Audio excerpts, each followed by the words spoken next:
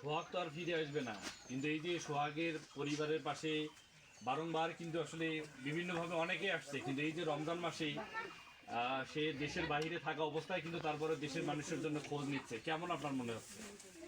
আমার আজকে 2-3 মাস হলো আমার কোনো খোঁজ করতে করে না।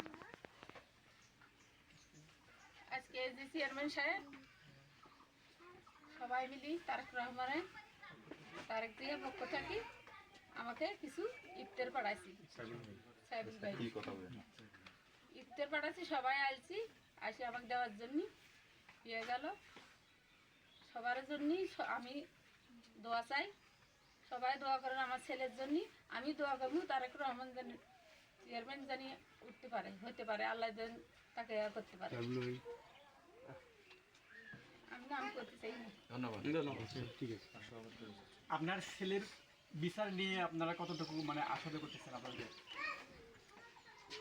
আমার ছেলে আমার দুটো, ওই ছেলে তখন আমার 16 দিন বয়স, ওই ছেলেকে নিয়ে আমি ঢাকা শহরে গেছি। আমার লাইফটা আমি ঢাকায় কাটাচ্ছি। আমার ছেলে আজকে কর্মকর্তা হয়ে গেছে, আমাকে দেখতে পারলে করতে পারে।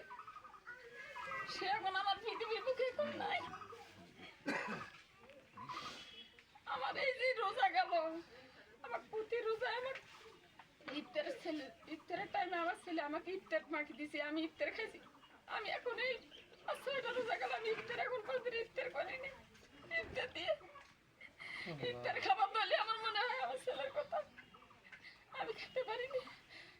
ইফতার নিয়ে বসে আমি একবার মুখ দিয়ে পানি টানি খেয়ে উঠি নামাজ পড়তে। এই যে সোহাগকে যারা নির্মমভাবে হত্যা করলো তাদের কি আমাকে আমার ছেলেকে যে হত্যা করছি, কে আর হত্যা করছি? সরকার শেখ হাসিনা হত্যা করছি।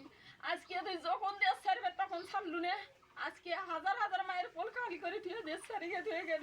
আমি শেখ হাসিনার বিচার চাই, হত্যার বিচার চাই। সবার কাছে আমি অনুরোধ, আমার ছেলের আমি বিচার চাই, সবার বিচার চাই। যারা যারা মায়ের পোল খালি করছি, সন্তান তো আসে, সেটা কেউ ফিরে পাবে না।